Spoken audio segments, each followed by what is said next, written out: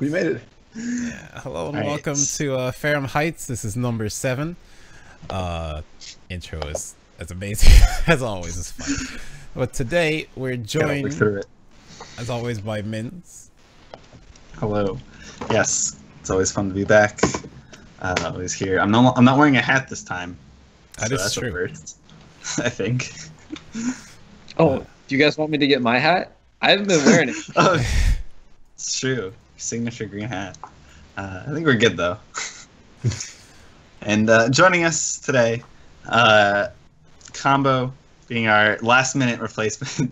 Yeah, Rudafuda apparently, unfortunately, has some stuff to attend to. I'm the guy that kind of like runs behind the scenes sometimes, helped script out the things whenever I can, whenever I get time, whenever I remember to do so.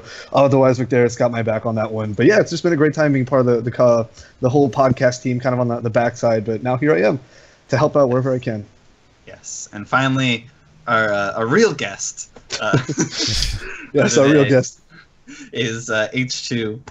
the man himself, the one commentator for the past 2 years, the voice of Pokken. Everyone loves him. How you doing, H2? That's a lot to put on me, man. Thank you, Combo. I'm doing good. I'm doing really good. It's great to be here. I've obviously talked with you guys outside of the show. This is the first time I get to talk with you guys on the show, I think. Correct. Yes. Although, Mins, I think, have we talked on one of Burnside's things before? I don't know. I can't remember. No, we I don't. were doing a thing with Burnside for a little while. We might have Maybe. to. No, I wasn't on that. That was Slip. That was Yes. Slip. That's who it was. Yep, correct. Yeah, I didn't get the Burnside never invited me for those character retrospectives. When we get to Shadow Mewtwo, you'll be there. Yeah, me too. One day. All right. So, I don't know. Let's start it off, I guess. Just go down a couple quick lists a little bit. You know how we always started off with events. So the first thing we go through. So I guess we'll do it chronologically. You know, we got NorCal Regionals first up. I mean, I don't know why. There's been so many events that just makes me feel like this one just was so long ago, even though it's just a month. That's how packed and like eventful this month has been, or this past month's been, right? Like, and this one had like so much hype building up to it with all, like, you know, the community vote and donations and whatnot. So it's just crazy to me, like how, I don't know, it just happened. The 3 players who got to fly out were Kino, Mitchell, and Thanks Wallet after super heated competition with votes and donations and all that crazy stuff. Huge shout outs to Zyflare for coordinating that whole thing and making it happen. Awesome guy up in NorCal. Yeah. Great guy. Doing it all with his own pocket. Just absolutely, yeah. He was working sick on the tournament day of. Like, that man trudged through whatever illness. That's right, you were there. What was that? I forgot you were there. Yeah, I was there. I mean, I'm in the graphic, man. Yeah, come on. Can't do this thing. That's true. Yeah, this tournament was really notable for one reason, being that Thanks Swalla finally got his big win that he's been fishing for a really long time. This man's been placing top 8 at tournaments consistently ever since 2016, and he got 3 straight second place finishes with NEC and Winter Brawl and then final round, and he finally got his win. Finally got his win. Broke his TPCi, right? It was like Roxo and then like Twixie or Twixie Roxo or something like that. I think it was Roxo at NEC, so it might have been Roxo Twixie. It's insane that finally Thanks Wall got that relieving win, and it just broke his curse, and now he's on his way. Yeah, and he just didn't break through against anybody, right? He broke through against Slip. Yes, Slipping Bug. So like, that was a huge deal. Up till then has been undefeated, right? Like he went like. He beat both the Libre and the Decidueye, which I'm surprised. Like, Thanks Watch just sticking 100% with Sceptile, right? Like, I believe he was, yeah. Yeah, he's ride or die with that character, man. Except for and Empoleon. He'll break out Empoleon occasionally too. Does he actually? In some matchups, sure. And then Twixie, he tried Shandy and Empoleon. Yeah, he tried Shandy for one game. Gonna try everything. I think, if I'm looking at this right, oh wait, no, the Muscle and Cool Jake. But I guess Bantan, but I'm pretty sure he wouldn't place again. But there's not too many people who's still going just one character, you know, all the way through bracket. Right. Like, it's pretty rare. Now it's the time. People have gotten enough time to warm up to the characters from Wii U. A lot of people have picked up DX secondaries, or maybe DX characters their mains too. Some people have made the switch, like we've seen. Euclase used to be a Libre player, prominent Libre player back in the Northeast region, but now he's going full Aegislash, and that's worked wonders for him. We'll get to that later. Yeah, the Libre formerly known as Brock Cooley, now the Aegislash. Right. Yep. Bro, Coolio. So Thankswall is definitely one of those diehards, but even then he's got stuff in his pocket if he ever needs to pull him out. Like he's got a bit of an Empoleon, as we said, one of the DX characters, stuff like that. But the time of solo maining is different. Yeah, it's just like people just want to have that extra character just in case. Right, got to cover matchups. That's a smart way to play this. That's really what it is. I mean, I was tweeting about it. You have like a bunch of characters you play H2, so I do. I was tweeting about it. I don't know how many months ago, but I was like, DX, it's the start of the counterpick meta. And I think we're truly seeing that come to fruition at this point. As you look at more and more top 8s, I think Burnside's he's going to be struggling to keep up with all the characters that people are playing. And he's going to run out of space. I know he's constantly getting tweets like, you forgot this character. And he's like, oh, guys, you're right. I'm so sorry. You forgot this one character. I played this one round off stream. Yeah, exactly. Like, I'll break out the Machamp occasionally, but he doesn't know that if it's not on stream, right? No, it's just too much for him to keep track of. But moving on, speaking of Sceptiles, moving on to the next event, right? If my hold on, I lost the page. Yeah, sorry, I lost all my pages. Speaking of Sceptiles, we got a lot of Sceptiles in the next event we're about to go to. Respawn 6, but none of them won this time. This time it was won by X Absolute. Or I forgot, X is not part of the. Absolute. X or Absolute. Yeah, it's always been a weird thing for me. Right. Me too. Yeah, I always go with I love calling him X Absolute, but apparently it's silent. So we gotta respect that. I sometimes just call him X. I guess that doesn't work. Yeah, just at that point, just give it a space, an empty space. We'll get the message. But yeah, this is another one of those players similar to Thankswalla, where Absolute has been getting a lot of high placings, high finishes. But this is the first time he's taken a big event once again. This is over in Germany. Absolute being a player from Spain. We got a lot of cultural and country diversity in the top 8. We got French players, Italian players, obviously German players, and then Spanish players. The EU is a really diverse region, so it's really awesome to see all these people come together. And Respawn is definitely an event that they've been planning for a long time to kind of meet up. Like, hey, this is our big European event. Let's get this going. And Absolute was able to take it all. It was a huge win for him, and he's been taking it. So you could really see the emotion on his face when he won that. He was just so much. It meant so much to him for that win. Absolutely. EU does not have that many events, so just being able to take these big events, they all are able to come together for these a few events, make them really count, So it's just really awesome to see. And then unfortunately, none of us for this. We can't really talk about too much about Tsugi. Yeah, we weren't there for the event, but we did get to see some older players come out too, like T-Apps or Tommy App, who, as he used to be known, a Shadow Mewtwo player from way back in 2016, making the switch to Sizzler as well as a DX character and placing top 3. He's always been a solid player. Never really hit that local offline on breakout, but at Respawn he placed really well. We have your standard, your German player Jintrax placing top 8 as well. Jintrax and Playthib, both 5th place, both Sceptile players. And it was just a great event overall. Nice to see EO alive and kicking, trying to get their events going, and a lot of coordination going. And then they're getting for more international influence as well. Yes, another thing we'll get to, but Absolute was able to make it out to another event stateside and make quite the wave. And Jintrax did as well. Same as Jintrax. We got two different EU players coming out to the States, going out to the different parts of the States. And that was my dog. I'm so sorry for that. Life hits us all, man. Unfortunately, this time I can't actually bring him in here. It's not going to work today. God. But so bringing up to the next 2 events happening on the same weekend, I guess. Let's start with the one let's start with the one that we weren't at, because then we'll probably have more to talk about at the one we're both at. So 2GG Switchfest. Actually, can we reverse that? I would love to talk about Switchfest second and talk about that a little bit more. Sure. So that event sure. Also, shoutouts to Bullerex, by the way, for Respawn, because how often do you see Krogunk showing up in top 8? Yes, I want to talk about that. We haven't seen a Krogan in top 8 since Mutator? Is it GTX Mutator? I think that's Mutator in like, when did he go that? Like the second event of DX? That was like the second event. It's been a long while. Good to see that character still getting some representation. And definitely, yeah. There was a Krogunk that kind of popped off a little bit at Burnside Brawl. Shouts to there was. So, we'll get to that. We'll get to that. All right, so moving on to Burnside Brawl. All right, so we got the big winner for this one. Another sort of breakout win. There's a lot of like first time wins in these events. I think actually like pretty much every single one actually.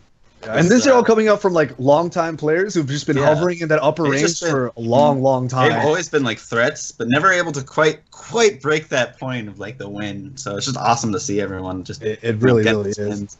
So as we said, the player formerly known as Braculi Euclase taken Burnside Brawl through losers. Like he lost in pools pretty reasonably early on and just. Tore right through so absolutely insane losers run. And who did he lose to? Did he lose to? He was to Roxo. Lost to Roxo. He was to Michael. Yeah, so he actually lost to Roxo in pools. Oh, that's right. You eliminated Suicune Master, right? Correct. Yeah. That's who it was. Okay. Yeah. So going all the way with the Aegislash. This is the first win for the Sword and Shield that we've seen.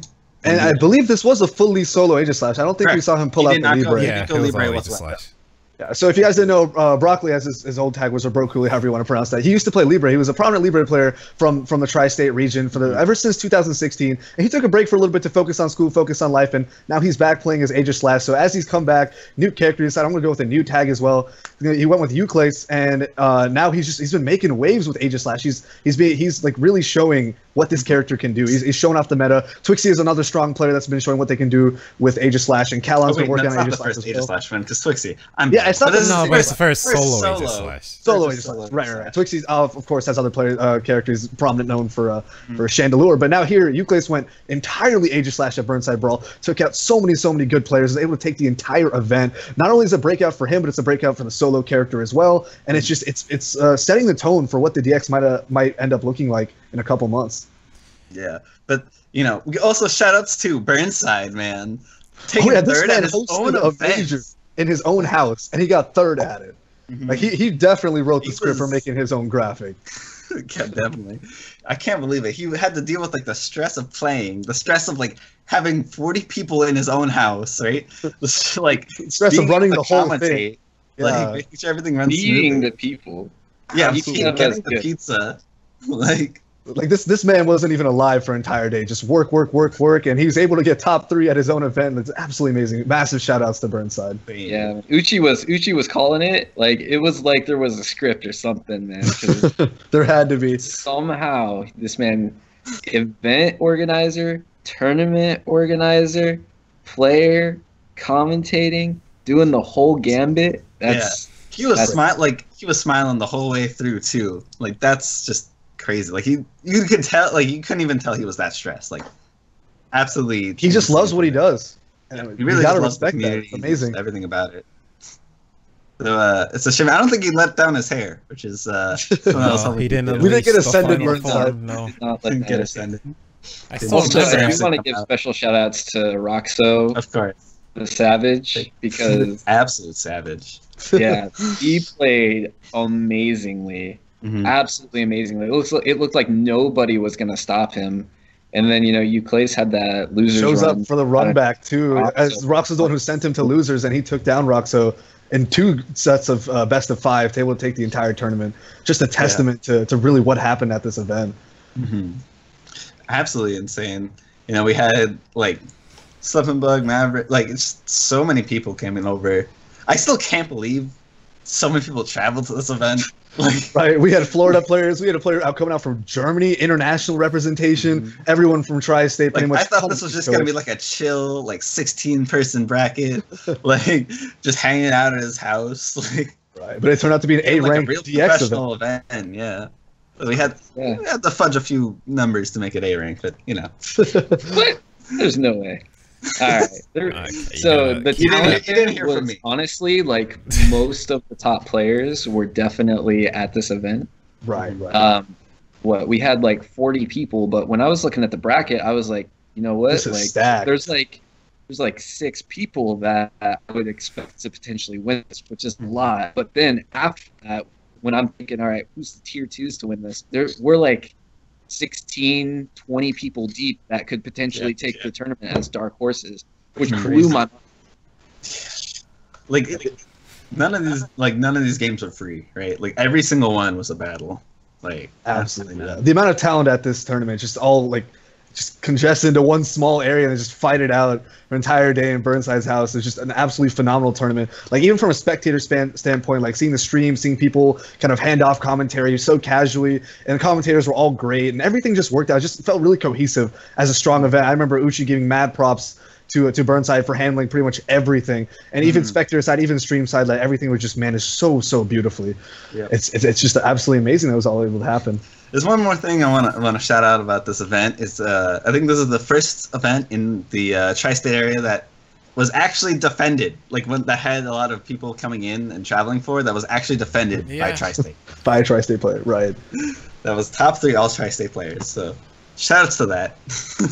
Right, and they had a lot of competition, especially this time around. I mean, one thing Gin we should tracks, probably highlight more, Gin tracks, exactly. So a German player that just on a whim decided, hey, Burnside Brawl, let me head up to that really quick. He set a challenge for everyone there. Right. Where he would go to Burnside Brawl on the one condition that if he would win it, someone would have to pay for his flight. And Roxo took him up on the challenge, and was able to I think put him into losers. Put him into standard losers. Yeah, Roxo did send Gin tracks to losers. Yep. Mm-hmm. And then probably eliminated by Euclase. Yes, Euclase is the one to do it. Yeah, but however, he did win that money. There was a money match right after the event against Roxo. How much was that for? 5. Was it 200? I think. 5. Was it 5? I don't know. 5 is in my head, but I feel like it was. I think it was 250. So basically, the winner walked away with 500, right? Oh yeah, and it was Slip that beat Jin. It was Slip, and then Euclase eliminated him. Oh, was it? Oh, okay. All right. I swear. Okay, yeah. But yeah, there was a. It was 200. Roxo clarified it was 200, not 250. All right. Okay, yeah. I don't know why I thought there was a 5 in that number. Anyways, but yeah, so there was a money match afterwards. Not quite enough to pay for the flights, but he didn't walk away empty-handed. So Gin tracks did win that money match. Okay, got it. Yeah, correct. That was a little bit of a wash, but no, that's not a wash, man. The experience of getting to enjoy that tournament was well worth the money. Oh no, I'm saying Roxo got washed. Okay, we're just going straight into it. Yeah. Whoa. All right, we're Roxo's in my region, so I'm allowed to talk trash. You're allowed to trash. You gotta set the stage. That was definitely after a reset in grand finals. Yeah, of course. Fair. Definitely a little bit, mentally maybe a little shaken. Yeah, exhausted, definitely. But I guess that's really. I think we talked about a really great event, and it was able to show the power of America, of like international connections, of East Coast, of Tri-State. It was just a beautiful exemplification of just what the Pokken community is, what we stand for, what we can do, and where we'll go from here. And jumping from one coast, one coast to the other, from grassroots to wait, hold on. One more thing. One more thing. Okay, one more thing. I want to highlight though that speaking of Krogunk, and speaking of Suicune Master, Super Tiso. In pools, eating Suicune Master with Krogunk. There was way behind on the matchup knowledge for sure. I was hype. I talked with him. I wasn't actually really talking, but I was like around him when he was called to play against Suicune Master, because the first match was his opponent was DQ'd, so he was like, I was like, I gotta play Suicune Master my first match. Man, I just woke up, and he just wake up and he was quite well, right? Yeah, like he just woke up. He was fresh and ready to go. Apparently, crazy. Oh, man. So I want to do 2 things. I forgot about that. I also saw that basically happen, and I'm still tilted at Winter Brawl because I just played Obscure. I lost to Obscure. Then he plays Super Tiso and loses 2-0. And it's like Super Tiso's legit, man. I love that he's like really just trying to push it with a Krogunk. Right. He's just having fun. So I want to phrase this in a way that doesn't sound super bad. What? Because like it's not saying he's bad. obviously he won. But I also feel like a lot of it is like these people don't know Krogan. And I'm like sad because that's one of the matchups I practice and I have a guaranteed strategy for it, and I never see a Krogan. Never see a Krogan. One day, man. You're prepared. It will happen one day, but you will be prepared. The fruits of your labor will eventually come. Go against my worst matchup, but the matchup after is one I'm ready for. It's like, well, that's a bracket. The other thing was Aegis Slash. So big thing from this event is like I remember one of the especially watching chat. Right, I remember one of the big things was like Jin was playing Sceptile. He was in burst. He does like a sidewire or something. He throws a projectile. You place King Shields it, and then Jin bursts immediately after. And King Shield just goes straight through that because it activated. And everyone in chat like, oh, that's so broken. But it's like, well, he King Shielded and then he did the dash, I think, right? No. So he like King Shield is actually kind of no, but it's like. Are you sure he didn't do? Are you sure he didn't do the dash afterwards? Because there is armor. He King Shield. If you King Shield projectile and they burst immediately after, you will always go straight through it because you're invincible.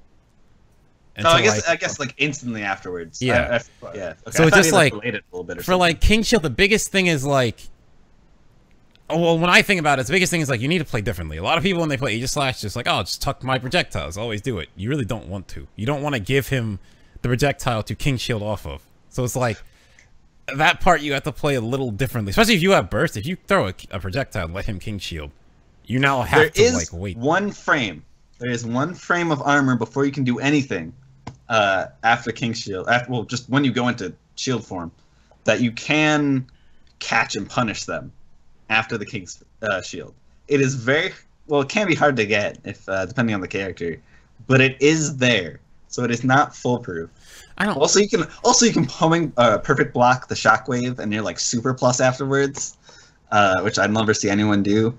But it's very risky, but it's just like the thing to me is like I feel like Aegis Slash is gonna hit like phase 2 where people are more recognizing where they have options. Because I remember a big thing in like watching this match with Roxo and Euclase. There's one point Euclase is charging Ironhead. Roxo has Charge X ready. Like in neutral, right? Yeah. Roxo has Charge X ready and he just sits in shield. When that beats Ironhead. Yeah. So it's like just jump like instant stuff drill, like that. Not even that. You can just release drill. Oh, I guess it's Ironhead's an aerial. Sort of. No, it's a low mid. It gets caught. But it's in the air. It gets caught. It gets caught by Rotom. Yeah, because he's in the air. Yes. But the hitbox is a low mid. But which I think drill is dodges. We still need a little bit of research on Ironhead. Research that I've done. That's just a weird move overall. It's flagged as an aerial, so drill should win, and it's frame 1. But yeah, Aegis Slash kind of reminds me a lot of sort of Wii U Shadow Mewtwo in a lot of sense, where people kind of get overwhelmed by options and don't really know the counterplay or counter strategy to really stop him from doing what he wants. Just because it's just too early, like people just haven't been able to really grind those concepts and strategies quite yet. But I think it will happen. I hope it happens before Namco like nerfs him. Because that's kind of what happened with Shadow Mewtwo as well, where people learned how to play against him and he got nerfed. So it was like double whammy. I don't know. I feel like also people disagree with me, but I feel like Aegis Slash as a character is I feel like he's a well-designed character because I feel like his strengths, I think he's like a little overtuned in his strengths, but I feel like he's a character who has very defined strengths and very defined weaknesses, and then he has to commit to kind of overcome his weak. I think so. He has to commit a little bit having to overcome the weaknesses. 4Y is not a commitment. No. Okay, no. But I'm saying when he's pressured, and doesn't have a buff, you're then needed to King Shield or parry, or like even CA, which forces you into shield stance. A little more of a commitment. So it's like, in that sense, when he's at disadvantage, he needs to do something to get out of it. More so than, it's like some characters I feel like have. Okay, let's go with Mewtwo. Let's Fire Punch, Slice Strike, like barrier. Lucario E-Speed, he's like a lot of moves are like, if you. What are your thoughts on this matter? So I think Aegislash is the one character in the game that has an option for every single situation. No, I agree with that. You have to know what to do in the situation, but I can definitely say that that character has an option for every single situation. Yeah, I agree with that. But I feel like he's put in a way where it's not like, okay, this one button just beats all these characters. It's more like, in this matchup, if I have the knowledge of what my opponent wants to do, knowledge, yeah. So I feel like that's what I like about him. He rewards like knowledge of all the other characters and himself. He rewards very read-heavy players, I feel like, because if you know what your opponent's going to do, or even if you don't know what your opponent's going to do, in some cases he just has options that cover lots of options. But at the same time, if you know what your opponent's going to do, then you're taking 250 plus from them, especially if you're buffed, right? So I don't know. He's a really good character in my opinion. The only thing that I think needs to really change about him is maybe tone down some of the damage that he has. Yeah. But besides that, his damage when buffed is very high. Really good. He covers. The biggest thing is that people jump versus him. Yeah. And you cannot jump defensively versus Aegislash because 4Y is so brutal of a punish. I think sort of, that's one thing that's a big thing people need to learn. It sort of reminds me of Decidueye, where it's like these kind of characters really punish you for trying to jump defensively because they have just such amazing options to catch that. But I think if there's one thing I would want to change about Aegislash is I'd want to sort of normalize his damage a little bit because I feel like he has a lot of damage. Like, I feel like he needs to have that burst to do like on par damage, not like a lot of like more damage than the rest of the cask, if that makes sense. Like, because I feel like right now, like he still kind of gets pretty solid damage even like without a buff too much. But like if you look at Sceptile, right, he has comparatively like low damage, but he can apply the defense debuff to get like pretty solid damage, which is not like a ton. Like it's generally like on par, maybe a little bit still on the lower side, but still like it's not horrible damage. I feel like it should be similar, especially considering all the options Aegislash has. It should be sort of, he shouldn't be so rewarded in damage, right? For just having a buff. Mm. But it's a pretty easy buff to get. So yeah. I guess you would have that opinion. That's why keeping the pressure up is important. And I think that's why McDareth was saying that, is because if you can keep the pressure up and not give him a chance to get the buff, then you feel like you're on more of an even playing field against the character. It's that, and I also think like you're even rewarded really heavily versus Aegislash for waiting, like applying pressure than waiting. Because like if he commits to something and isn't buffed, just like, waiting in low stance, like I think that's pretty wild too. I've seen Slipping Bug suggest that instead of him being kind of sharpened or being enhanced based off buffs alone, he would have his own separate like enhancing mechanic, and then buffs would be entirely separated from the character. How do you guys think that would affect Aegislash so much so he wouldn't be able to benefit so much off supports? If you make him like leave, I think buff supports are a little wasted on him. I think it's okay to like switch in, but you get your buff so easily, and the second you go King Shield, you just lose the buff anyway. So like. So I think it's kind of wasted, but it's like if you make him like Libre, where he has to switch with a special, that's a very heavy nerf, and like he's not going to be nearly as good. I know Burnside was saying like he just straight up shouldn't get a buff from going out of King Shield. Like that was his suggestion, I think. But then like where else would he get it?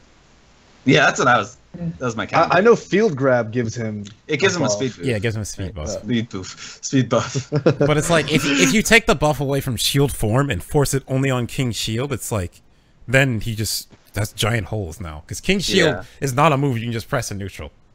Oh, definitely. Right. That's definitely a hard. I think the lesson learned here though is that Battle Pack 1 is definitely worth, right? Yeah. Just with Aegislash, he was the first character, and then Blastoise, which we'll get to. We'll get to him.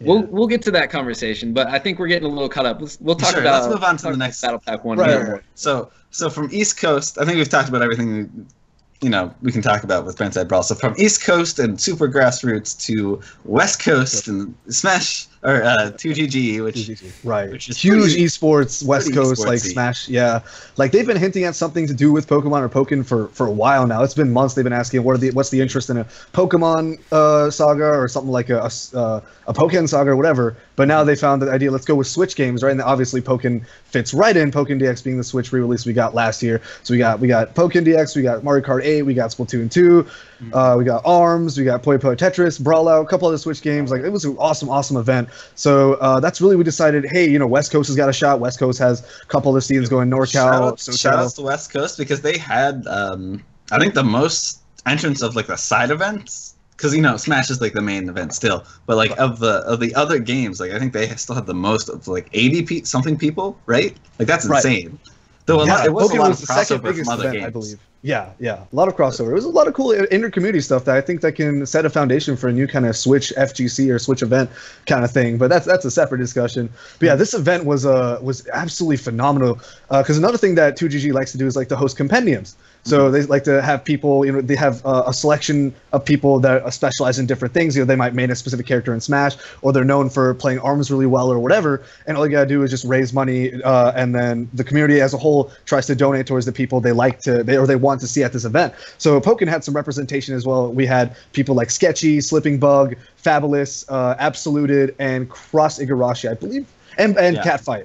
I believe those are the people that were that were nominated, correct? Yeah, so the community went for a pretty big push to try to get people there. Catfight being a crossover between both Pokken and the ARMS communities was the first one to be funded, and then after Catfight we had Absoluted from Spain to get funded, and then Catfight being a player from New Jersey, and then finally we went for a big community push on Cross Igarashi. Like the last minute push too. Last minute. He's a phenomenal guy from Japan. He's super expressive, super involved with the scene since the beginning, and just an awesome guy overall. We decided, hey, we gotta get some international Japanese representation here, so let's do it. You know, as a community, let's focus our efforts. Let's see who can make it happen, and we did. We got Cross Igarashi over to this event. So now we have people from all over this country, our own country, and then also internationally from both Spain and Japan, all coming in along with West Coast and some people from Midwest as well. All just kind of we did have one person from East Coast as well. We had Sundula. Sundula, right? Yeah, who did end up placing pretty well. Sundula and if you just mean top 8, but what is his name? Who else was from? What is his name? The Scissor player, HBA.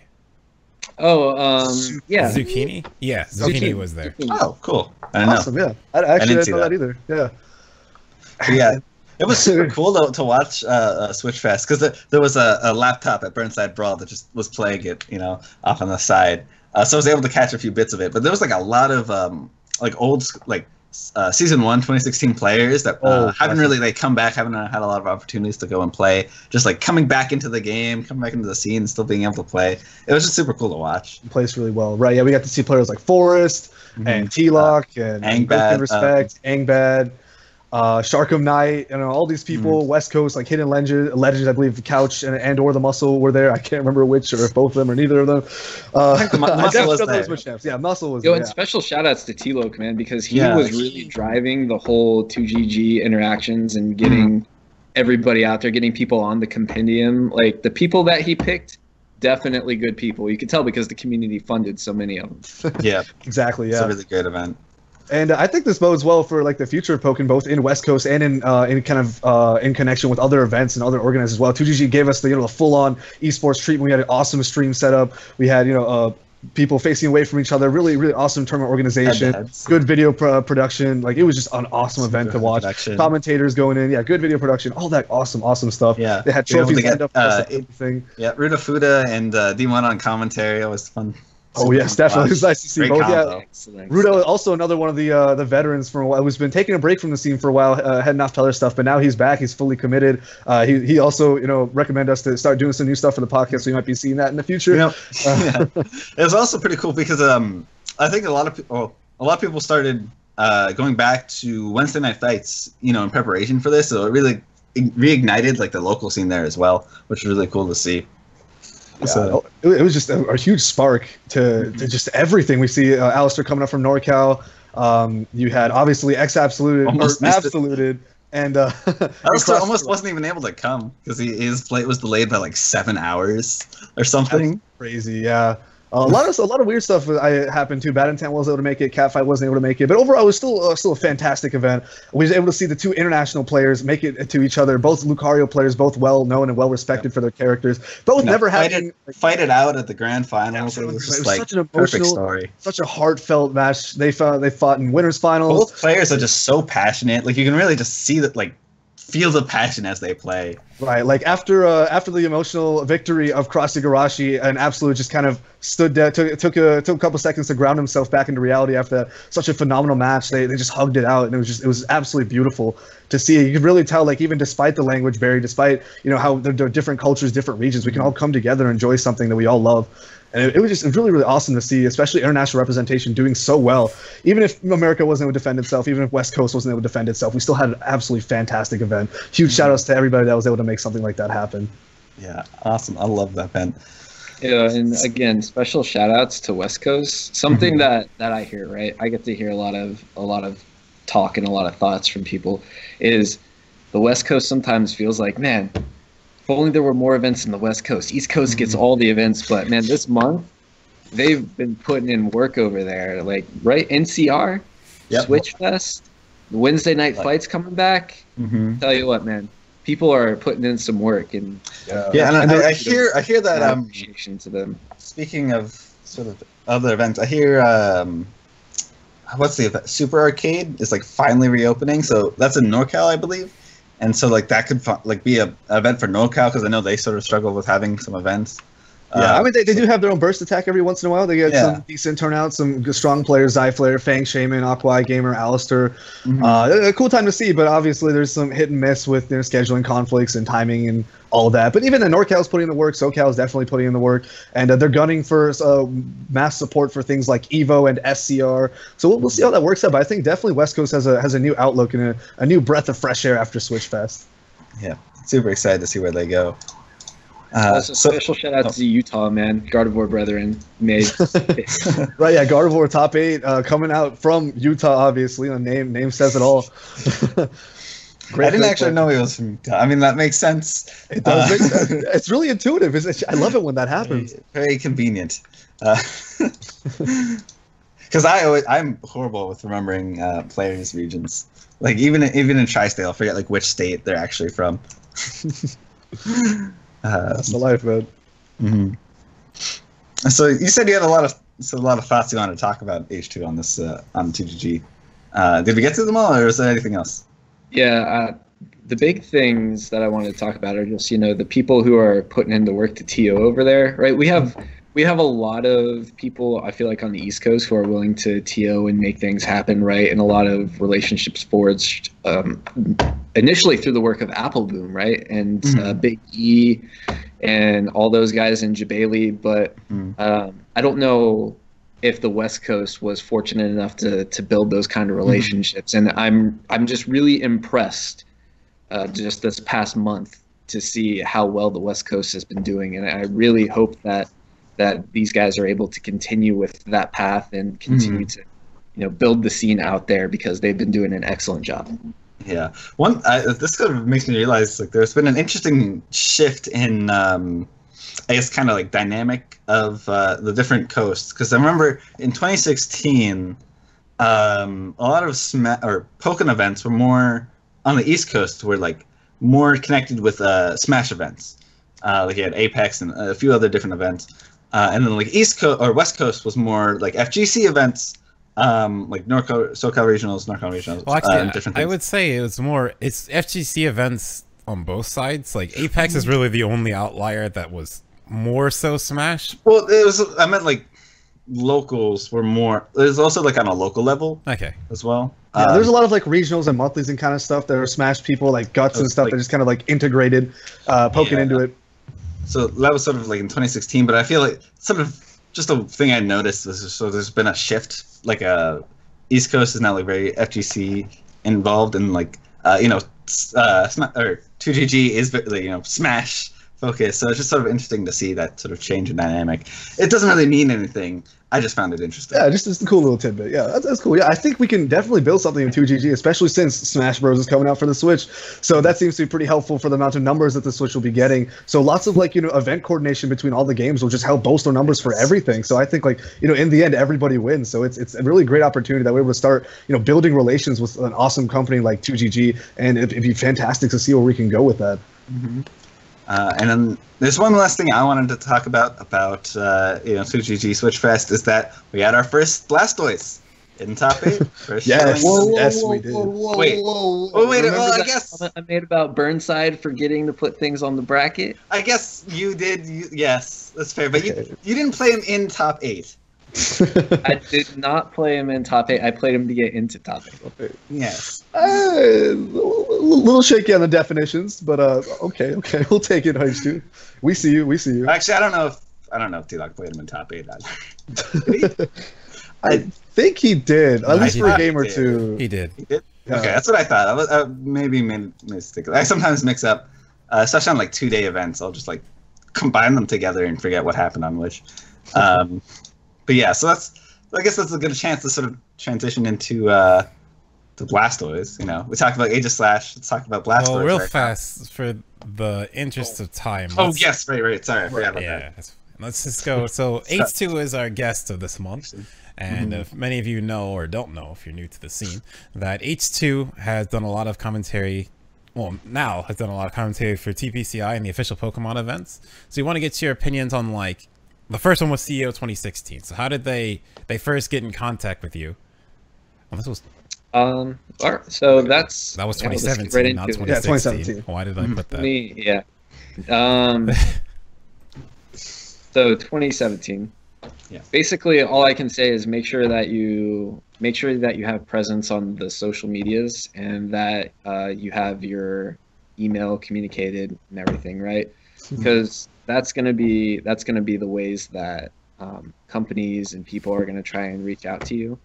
And then after that, this was when around the time that DC had just kind of gotten on board and started doing things, and after TCPI initially reached out to me, then I kind of had a phone call with DC, and then just the question was asked, you have to make that sacrifice too, right? Because if you're doing, you can't play it, right? Yeah. Right, you can't compete if you're commentating. Playing, so I was willing to do it, right?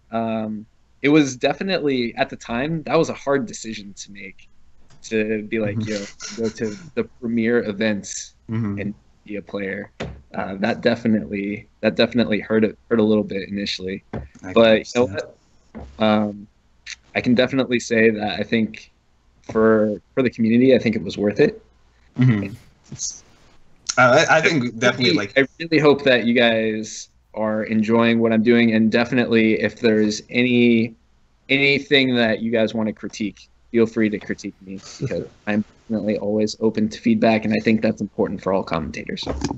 I think, right now it's not really the time for feedback, but I want to say commentary, from especially official Pokemon events in 2017, just 2017 on, was just such a major step up, in my opinion, from 2016.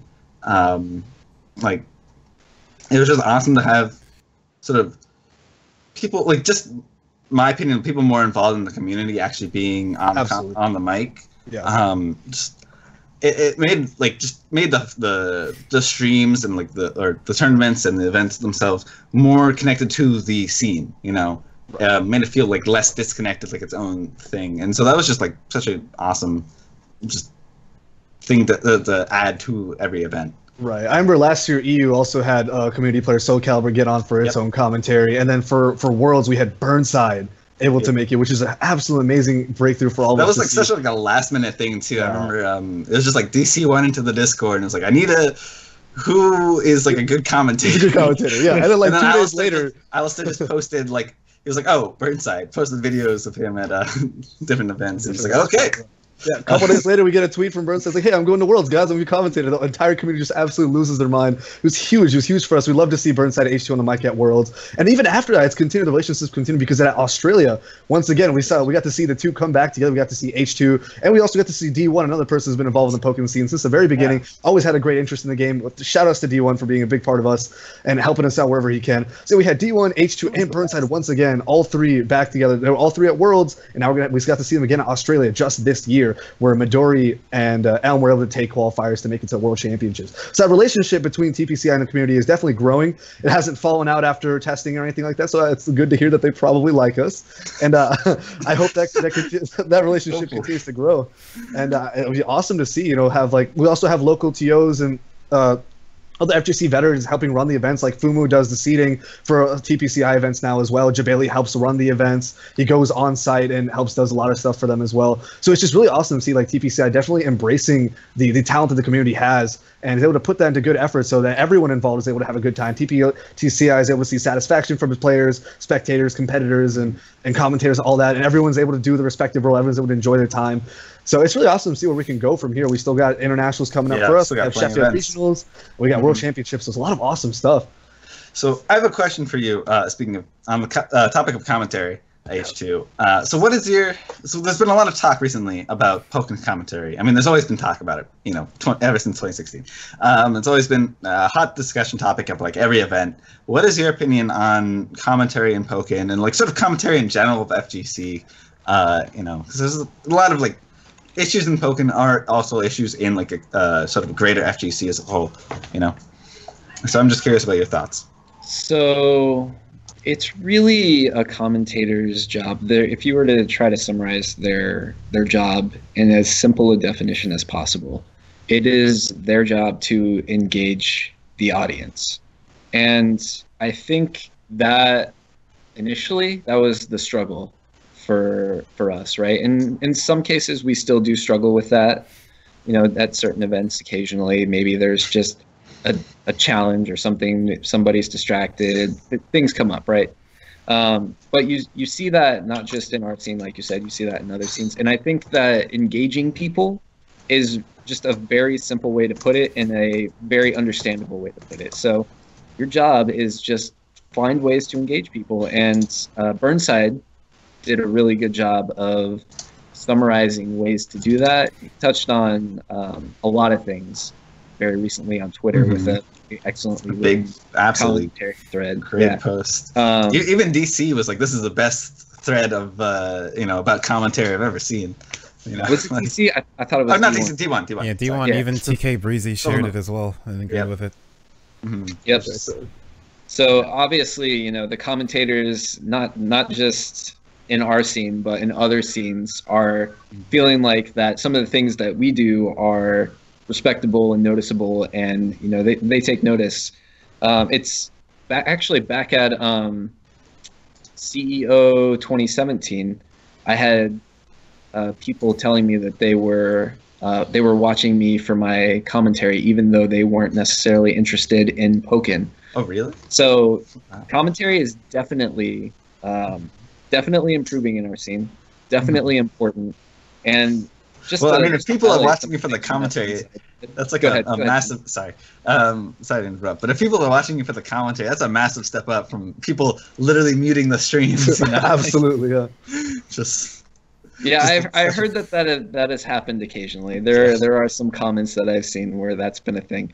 Right. But I will say, that thread, I highly recommend if you're interested in commentating, definitely read Burnside's thread. Just to summarize it, if I were to summarize it very quickly without going through all the details, I would say etiquette. Learn commentary etiquette. There's just some little things that you can do in order to be a little more professional. Respect the audience and respect the game. Respect the event was another thing he really focused on. Yeah, just respect in general, audience, the game, the event, and know what you're talking about, right? That's part of respecting the game. And then the most important thing is storytelling. Truly is the most important thing. Even just me talking throughout this podcast, right? Some of the comments, like I'm trying to link things together and talk about people in the scene that we aren't necessarily highlighting. Like I've mentioned Super Tiso, I've mentioned so many people. Drogon, Cooler X, trying to link those guys together. Suicune Master, I've mentioned a couple times. Because like one of the storylines is this guy actually retired? Is he out of retirement? We may never That know. seems to be a constantly fluctuating state. Every once in a while, it's like, all right, guys, no more events, and then we're just back it again, and then maybe not, and then maybe he is. Right? Keeps us on our toes. Definitely, yeah. He definitely keeps you on your toes. And I was talking with Burnside recently. There's other storylines to talk about, like, you know, are some of the top players going through a character crisis? I mean, we wonder that about Slipping Bug a little bit. He's been playing so many characters recently. So storytelling is definitely a very crucial thing in commentary, and it's very important, and it's very, I think, difficult to do initially, but if you put a little bit of focus on it, then you will definitely improve your commentary a lot. Oh, I agree. Yeah, there's a lot of like small, like fundamentals, I think, is something that's really important, you know, for commentary. That I think a lot of people sort of see like really hype commentary. Like I know this was sort of a discussion in Dragon Ball Z or Dragon Ball Fighter Z commentary scene where you know, Yipes, NYC Yipes, amazing commentator, super hype, and everyone sees that and they sort of see the hype, right? But they don't necessarily see all the small little fundamental things he does in addition to that. You know, he'll always talk about like the players, always be like introducing the players, and just small little things like reiterating like who won which round, like which characters on the screen, just really small things. But people just sort of jump to the hype. And so that people is like a common misstep. Remember the color commentary, and I feel like a lot of commentators want to be that color commentator. Exactly. That's like who they think back to, rather than like the analytical side of like what this person has been doing to get to the point where they can do all this color commentary and not just like I'm gonna hop on the mic and just start saying memes. It's like it doesn't work that way. Yeah, I mean, in reality, it's like I started you can out as also an balance the analyst two. But I think people look at me as more balanced now. Right. Exactly. Having a good balance between analytical commentary and colorful hype commentary is definitely something that's good to strike. Especially if both people are balanced, and just the back and forth it's really great to see people switching off roles on the fly, because it shows just the depth of knowledge and at the same time the amount of passion that both commentators have for the game. So it's just really awesome to see something like that. Absolutely. Sorry. Also, I want to go in again with like the storytelling part. That's I think is a very important part for like people who aren't in Pokken. When it's like your first time watching a stream, because I think a lot of people when they commentate Pokken or just a game in general, they think, oh, I'm speaking to people who already know this stuff, so why would I say it? When there's people that like don't know, they don't know the not even just the interactions of the characters, they don't know the players. So a big part for me for commentary is like you should be not really selling the players, but like setting it up so that like way if this person becomes interested after the match, they now have a trail to follow of like this is their like how they did in the last tournament when these players played before. This is how it went. Because like okay, so let's go to like a fighters tournament recently where the Kill Sage finally beat Sonic Fox twice and won the tournament. Like if you didn't know that they play all the time, they're training partners so much. They played in bracket all the time. The Kill Sage has never beaten him ever. Not only has he now beaten him, he beat him twice and won. That means like that win and him popping off means so much more to you now that you know that than if random player plays random 2 and he wins. You know, Johnny Donuts beats, you know, Dagon. Papa John's versus Pizza Hut. Yeah. That's a really good point. That's sort of something I think is really important in commentary is about providing a lot of times providing context, not about content, like creating content, right? Because it's like you don't want the commentary to compete. Like the game should be enough content, you know, for the viewer, and you're there to supplement that, right? You don't want to be there to sort of compete with the game in a sense. Like you don't want there shouldn't be like your content, your commentary content, and like the game content. You know, you don't want those like going against or being at the same time, because it's like they won't necessarily complement each other. Like you're going to be clashing for attention, right? And so you want your commentary to just be enhancing the gameplay, enhancing the match, right? Enhancing the players, enhancing the story. And that's sort of like a small, like semantic sort of thing that people don't necessarily see a lot. Yeah, it's like you make those stories the storytelling. Yeah, exactly. I think one thing though is sort of people, storytelling isn't necessarily the thing that gets like the clips, the highlights. Like people won't get those like Twitch clips of really exciting gameplay and be like, there'll be storytelling in those moments. There'll be really hyped commentation, like really hyped commentators going, excitement and passion. But to have those, you need to have that content. You need the context around it, and that's just like a really important factor of commentary, in my opinion. Yeah. So it's like, and the hype part is important. You were touching on. You still need that. You still need that excitement. That is definitely something that's super important. But there are so many more facets to commentary too that are important to highlight. I think you see a lot of the strong color commentators at the premiere events, right? So you get exposed to a lot of that, but it's important to also see those other things that they're doing. Yeah. Like, and you can actually have you can actually have hype and sort of storytelling at the same time. If you're like a really good commentator. Right. I'm gonna take an example from sports, right? If you've ever seen the match of the Miracle on Ice and ice hockey, the Soviet Union versus the United States, those last few seconds of the game, right? The famous line, like, "Do you believe in miracles?"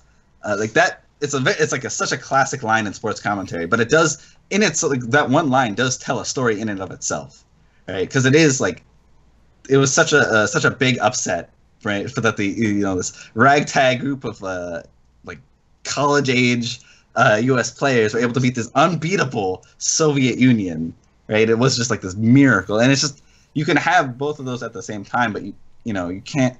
Like, you have to have those fundamentals, to get to there, right? And so, yeah, it's just you need. It's commentary is complicated. Like a lot of people just see it as like, oh, you're just talking, right? You're just talking about the game, and that's there's a lot of other factors to go into it. It's an art and a science, just like Pokken. You gotta blend it together in the way that works. Right. Esports is so many analogs to actual sports. There's so many different things you have to manage, so many different things you have to think about. It's absolutely crazy, both being, even just being a spectator, all this information overload, having to understand everything, competitor, commentator, organizer, everything. It's just such a huge commitment. It's such a huge investment. It's really a beautiful thing to see people all come together and make something happen. Exactly. All right. I think we were able to talk about that to a good length. We still have a little bit more time until H2 has to leave us. So before you leave, I want to be able to talk about your thoughts on Blastoise, right? The second character, the first DLC pack, battle pack. Second wave of the first pack. Yeah, Blastoise, Mew, and Celebi. Just kind of general thoughts. How you feeling about it? I know you've messed around with the character. You played him in bracket. Yeah, I've actually played both characters a lot. My Aegislash, I think, is level 100, or maybe it's supposed to be one of the two. And my Blastoise is definitely level 100. I played a lot of that character. I think that those characters are definitely welcomed additions to Pokken, first of all. And including the supports too, right? The supports may be playing less of a role, but the kits that the new primary characters have, very excellent. Aegislash, as we know, because we obviously went on a tangent there. Blastoise's kit is very cool. He just has these huge normals. Slowest frame data in the game, but the size of his normals, quite unfortunate, and the strength of his zoning help balance that out. And it's very, very interesting to play as, and I think it's very interesting to play against too. Really just something like a difference of the game. Blastoise being like a grappler zoner hybrid, definitely. Yeah. He's definitely like a tank too, right? Like 660 HP and on-demand defense buff, right? Like gives him such amount of like effective HP that you just have to slowly burn through him. So he's definitely that kind of slower type power character where it's just kind of like tanking hits as much as you can, but once you're able to make that like get your entrance, get your damage in with one of your massive normals or specials. That just tons of damage. You don't need to win neutral or win any situation anywhere near as close as somebody else needs to win against you. And I think that goes for all power characters, which is, I think that's just kind of like their gimmick, and I think that's really, really cool. It's really interesting to see how players like play styles change, how their dynamics change, both on both ends of the spectrum, both with the player of the power character and the one playing against it. So obviously playing as Blastoise might be entirely different as an experience versus playing Lucario, playing Gardevoir for you, H2. Yeah, how do you balance all that? Like just switching those like completely different character styles. So playing those completely different character styles is not actually very different for me. I like to play aggressive. I like buttons. Zoners let you press buttons. As long as you are not in the space where you can be counterzoned or punished, right? So Gardevoir is very space control, and part of her kit is pushing buttons to space control. So you'll notice that when I play Gardevoir, I'm just chaining different patterns of projectiles together. So that way I can cover different options, condition people into deciding that they want to go low, deciding that they want to jump, deciding that they want to block, deciding that they want to counter, right? Those are the kinds of things that I'm trying to force, because you can't cover everything, but you can cover most things.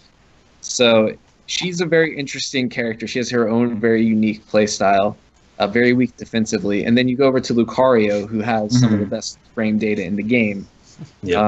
Right? And so what's that let me do? That lets me push buttons. That lets me push buttons. So from my do you press buttons? It's not really that different. It's just a question of spacing and when you get to push those buttons. That's definitely true. So there's like a facet of Blastoise that I haven't seen a lot of people really using yet of his command grab. Like I think a lot of people see the range and it's like, oh, I can put myself in a range where they're not expecting to grab them. But I don't think enough people yet are abusing the fact that there's armor and how much armor it has. That's true. Yeah, you can. People don't necessarily use it. Well, yeah, it's very reactable. I think people maybe need to start using it sort of like as enhanced submission, right? Where you won't necessarily. I mean, you can use that as sort of like a mix-up tool, but it's like oftentimes they use it to just like armor through a string, right? Like to punish like a string that normally they have to respect, and that catches a lot of people off guard, and a lot of people just don't expect it, especially since it's such a new character. They won't like remember in the moment, like, oh, that has armor. I can't actually use that string there. So I will say that enhanced is amazing because it looks like a counter, and you'll see players like Coach Steve abusing that. Just it gives you the uncharged counter sound effect when you. Does it actually? I didn't know it even had the sound effect. Yes, that's crazy. Dude, I'm a very auditory player. Like that's why I hated my match against Kamon or was it Jin? It was Jin. Yeah, I hated my match against Jin, the first one on Burnside Brawl, because it was silent. You know, like I need sound, right? So that would mess with me.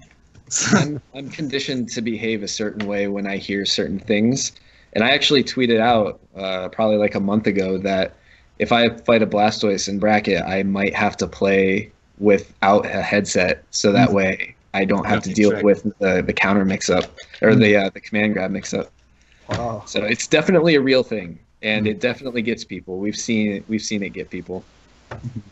My favorite thing is like playing Blastoise in Burst or with Mew ready. Someone jumps, you call a Mew, you get a buff, and if they press a button coming down and you grab, like they're grabbed. Yeah. You saw Coach Steve do that like a lot in Burnside Brawl. He definitely was making good use of that.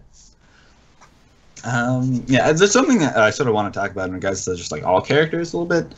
I recently, I don't know how recently, but a few weeks ago, Thulius made a tweet about discussing sort of unique systems or Pokken sort of lack thereof of a lot of unique general game systems in exchange for sort of somehow still managing to keep character individuality and having unique character systems, and how it's been able to sort of maintain that balance between the two.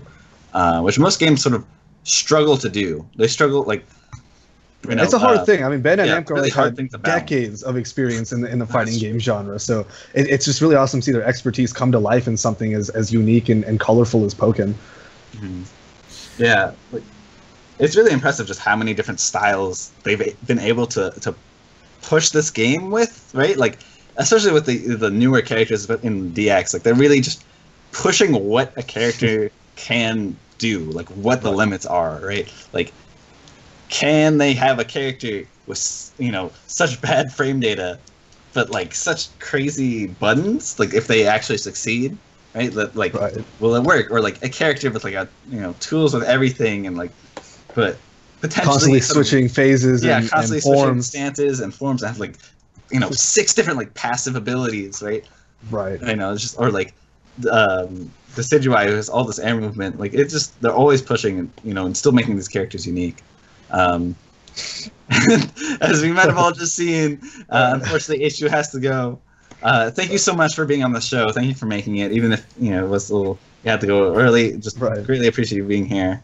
It was an absolute honor to have you and give us your insight and commentary. It was a great time, H2. Thank you so much. Thank you, guys. It was definitely an honor to be on here.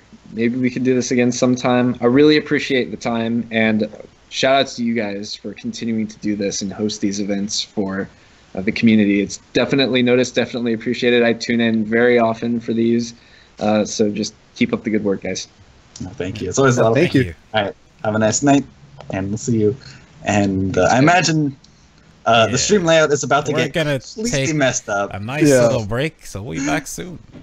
All right. Yeah.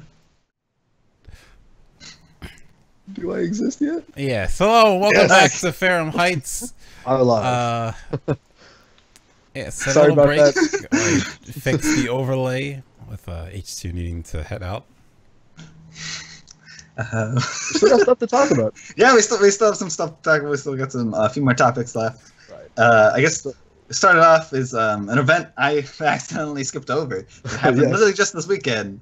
The Chokage 2v2 qualifier for World Champions in Japan. This is a qualifier for the World Championships. Yes. The way the format goes, you get one player, player A of the first team, player the second team, they play each other, player B of both teams play each other. If one team wins both games, then they move on. Otherwise, if it's one player each, then they play each other for essentially a game 3. So this is a 2v2 format.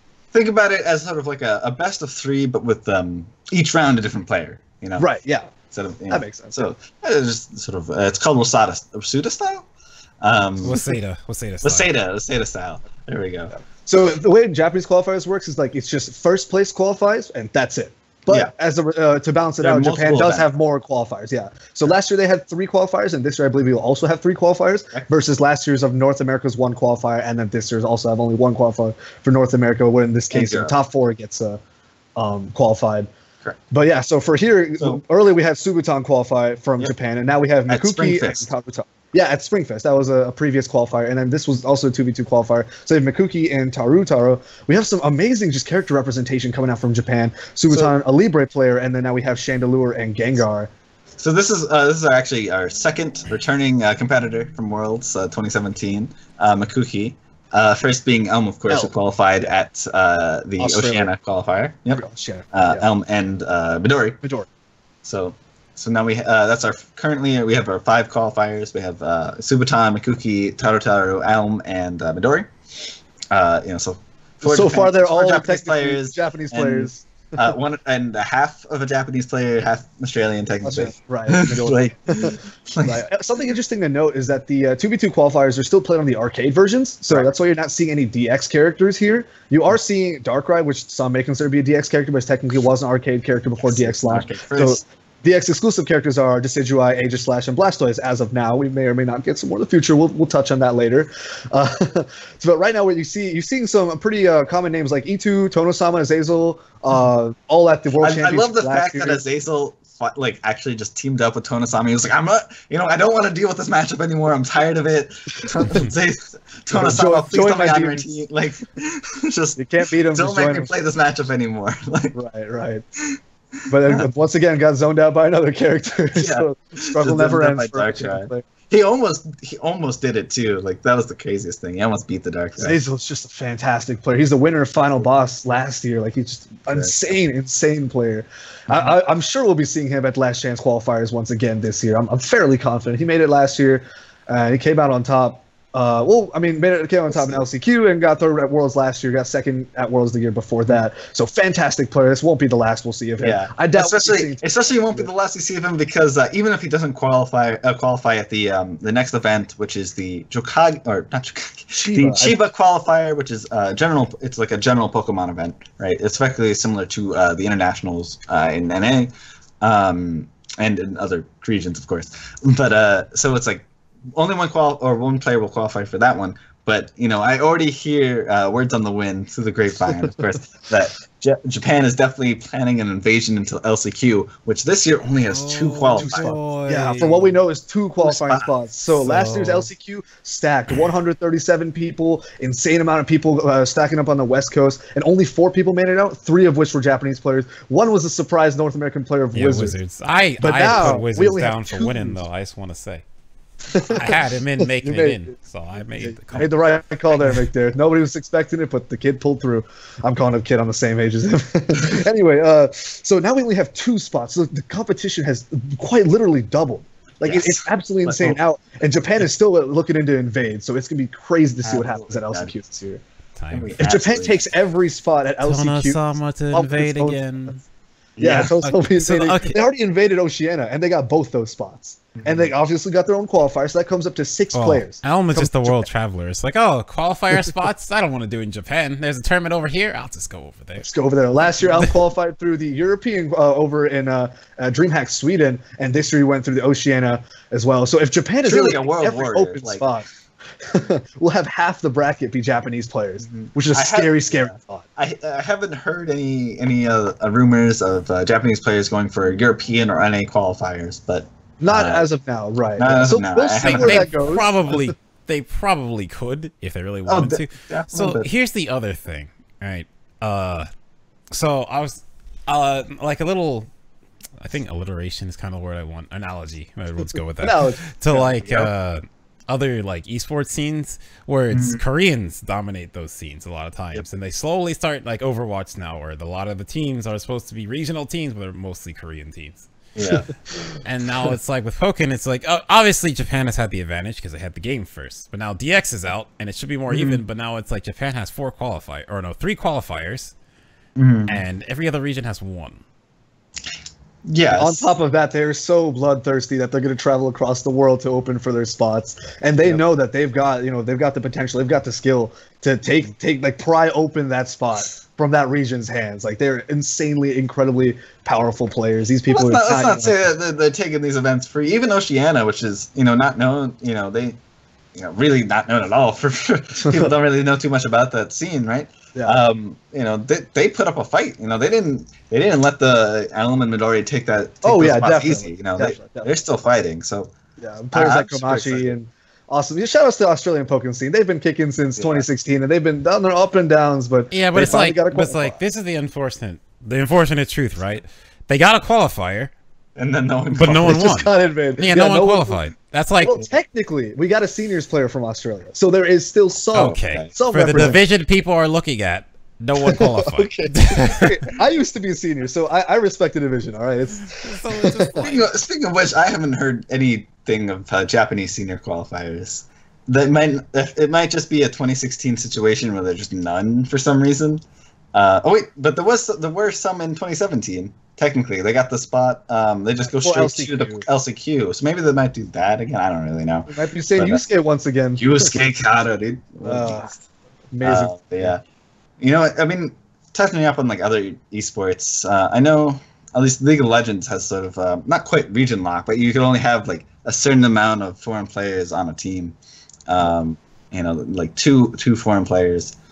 So there's some things to happen. And I know in Japan for Pokken, you apparently can't qualify if you're not from Japan or you don't have a Japanese residence. So like that's weird to me that they do that for Japan, right? Yeah. When Japan has the ability to take the most slots.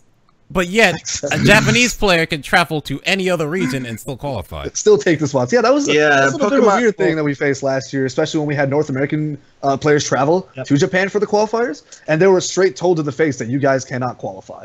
It's not that they made qualifying spots, like, and at the end of the day, but if they did, that might have been a bit of a ruckus. Yeah, I think the reason for this is Pokemon and Pokemon Company Japan and Pokemon Company International, two different groups. So they have their, they're both autonomous, right? They don't, you're not the same. They don't really communicate all that much, right?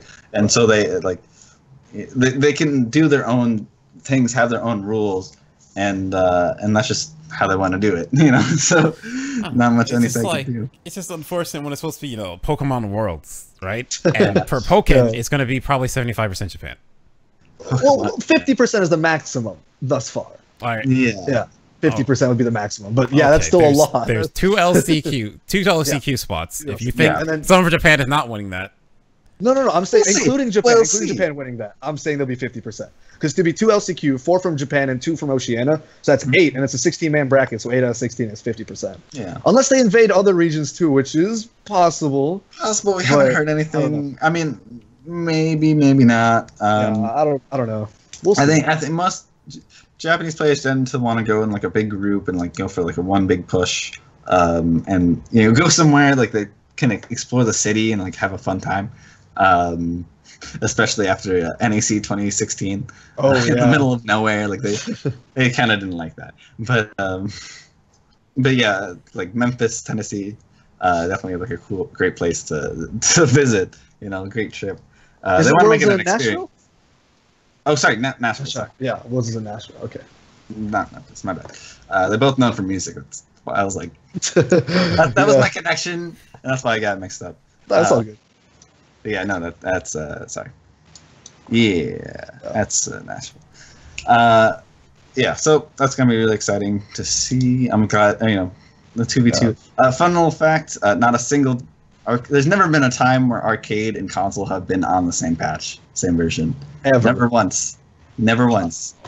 Like even when arcade got all the Wii U characters, they added Darkrai. They added Darkrai. So they've either been behind or ahead. Right now they're behind, but they've been ahead for quite a while before. Another fun fact is that Pokken, still on 1.3, arcade still on 1.5. Technically speaking. Yeah, things. I don't know. Changed, yeah, something's never changed, right? Now they're a couple versions behind. Like at first it was just DX, and then it was Aegislash patch, and then it was Blastoise patch, and there's the stuff in between as well. It's like arcades is considerably behind now. There's been quite a few changes ever since then. So we'll see what happens with the future of that. Speaking of arcade differences, a lot of the major stuff has always been characters. Yeah. And right now there's a bit of a suspicious slot in the lower right corner of the character select screen. The last time we saw suspicious empty slots, which we did see in the Wii U version, they were eventually filled. Maybe not on the same console we were expecting, but they were eventually filled. So if you look at this little slot and you look at this way that the battle pack has been advertised and the way it's been shown off, and the way the history of Pokemon, and it's just kind of like it's hard to not wonder if what the new character will be, if we'll have a new character at all. And of course, this is a Pokemon fighting game. There's 807 species of Pokemon out there right now, and not including alternate forms. And everyone's got their own favorite. Everyone wants to have their Pokemon in the game, and there's no way they're going to stop at 23 characters. Like Pokemon's, it's definitely solidified itself as a part of the Pokemon brand. I expect to see it to grow and flourish in the future, whether it be through sequels or DLC or more ports or whatever it'll be. It'll be a good time. Pokemon's got a long life ahead of it. Yeah. But obviously. For the viewers, if you've been astute, we've been referring to the battle pack as the first battle pack, right? And the reason we've been saying this is because that's how the Pokemon Twitter account said it once. Yes, they said it exactly when they first advertised it. So we've been grasping onto that with all we have, because we want to see more Pokemon in the game, because we know that draws in more people, that draws in more attention, and we just love to see more Pokemon in the game. And it's a really, really cool thing. That's the great thing about this game. It's a Pokemon fighting game. Everyone loves Pokemon, right? It's still the big thing that hurt the original Pokken as well is like all these Pokemon got announced and everyone's like, oh, I want to play that one, and we just never saw them. Never heard any word about it.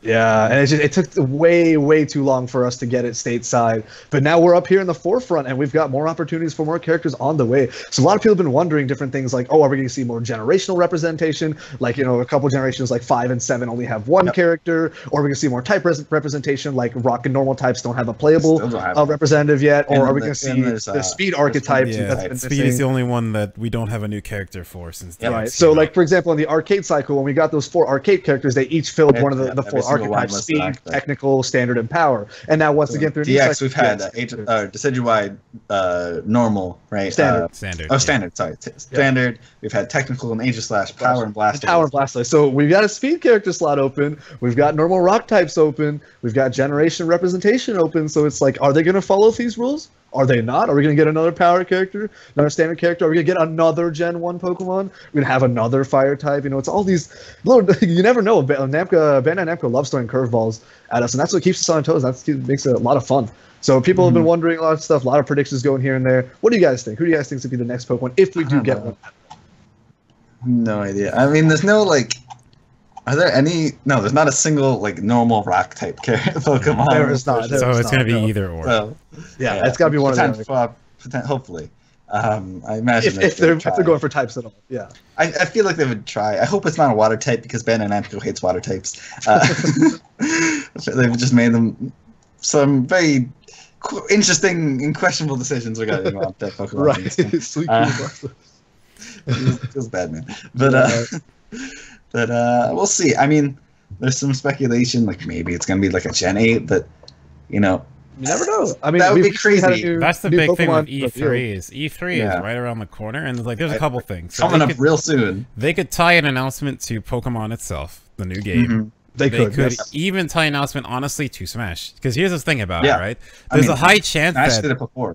Yeah, like Smash Switch will. I feel like there's a high chance it'll have a Pokken stage. Oh, a Pokken stage specifically. I think it'll either have a Pokken stage. I think for sure you could see Pokken music. Okay. Yeah. All right. Yeah, I think that depends on like if Namco Bandai's still working with it. I feel like Namco Bandai's going to want Pac-Man to be there, so they'll still have a hand in it. And then, well, do we know Namco Bandai is working? We do not yet. We do not. Yeah. But I feel like it's like completely under wraps. But I mean, like, who wouldn't want the character in Smash? Yeah, it's like there's going to be. They definitely want their character there. So it's like, and I'm pretty sure Sakurai. I feel like he would want to keep him. So, yeah, I mean, he's very much an iconic character in gaming as a whole. You know? And even then, like, Pac-Man references a bunch of other Namco products through, like, his taunts. Taunts and moves, even. So I feel like, and Smash always has, not always, because the last one didn't do it, but normally they have, oh no, technically the Kalos Pokemon League was a stadium-like, but it wasn't a stadium. Like, they always have, like, Pokemon Instance Melee, Pokemon Stadium, Pokemon Stadium 2. Then they did Kalos League, and if you think of Pokken, has Ferrum Stadium. Oh, right. So I always think like that's really cool, there's a chance like you could see a Pokken stage if they wanted to go with that angle. I didn't think about it that way. That's actually that's really cool. You could have like Pikachu Libre, Shadow Mewtwo. Those can be costumes. Yeah, I was thinking like costumes, like maybe like Pikachu with his pants. Like Libre, pants Pikachu. That'd be funny. Yeah, we could have like the red Lucario. Something like that. A lot of cool stuff they could do. I think they already have Red Lucario. Yeah, Red Lucario. Oh, yeah, it's already a thing. It's like different. It's slightly different coloration, but it's like similar. Yeah. Like Charizard with the gray and the sash, maybe. Who knows? A lot of different stuff that could happen. And we know that Smash, like, they take Pokemon concepts from before launch as well, like with Greninja back in Smash 4's development. Yeah. They took, like, Greninja concepts. Yeah, they took the risk of, like, risk of, like... So they could be doing that with the Gen 8 Pokemon as well. And in that case, there might be some, like, heavy cross-promotion for that one Pokemon. Put them in Smash, put them in Pokken, advertise them on, like, everything for the Gen 8 games. Like, you never know. They could be going for that giant marketing push. Because, I mean, they've got the power to do it. So it just depends on what they're doing. There's a recently revealed Pokemon, Zeraora. Yeah, right. Mythical for Ultra Sun, Ultra Moon. So it is fast. It is a fast Pokemon. It has high speed stat. Looks like it could be a fighting-ish Pokemon. It could fight. It's pure electric type, but it definitely looks like it could fight. If that Pokemon made it, I'd want him to be boxing. Because like the one character from Tekken, I really want them to. Yeah, we don't have boxing type, and Tekken has Steve Fox. So that would be the craziest mechanic if they added like a boxing type character is to add like a sway, you know, like a sidestep. Yeah, like a dual phase. That would be the coolest. Like almost like the parry kind of system where like the startup of your move just crushes certain types. Right. Yeah. But it has a really cool animation where like almost changes the angle, like the Z-axis. You like move in or out. That could be really effectively cool, like, a parry punish, but like it just looks really, really awesome. Well, I mean, that could like also affect like one thing that I feel like is not really utilized by Pokken is the fact that stage like the way the dual phase works, like the size of the stage is different based on like the Z, the way you shift from the field, right? Because it's like you shift towards the edge of the circle, that chord is going to be like a lot smaller than from the center, right? So it's just like, if you're able to like shift that, like what if there's a character that or a support maybe like that could like move the camera to be like more in favor, like make the stage smaller, like put you in the corner more, like just really like weird different options. It would like, have to be instead of Magneton, you need Magnemite with a camera. That's the support. Camera serve. Yeah. That'd be, I don't know, that's just like a crazy. A lot of different possibilities. Another thing I was thinking about was, in this case, I guess it kind of fits type, generation, and speed archetype, which was, I was thinking Lycanroc.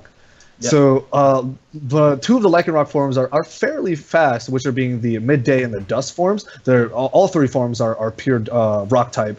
And it's also from the 7th generation, which currently only has Decidueye as a playable character. So, and also, once again, Lycanroc is kind of like one of the bigger like advertised and marketed Pokemon. A lot.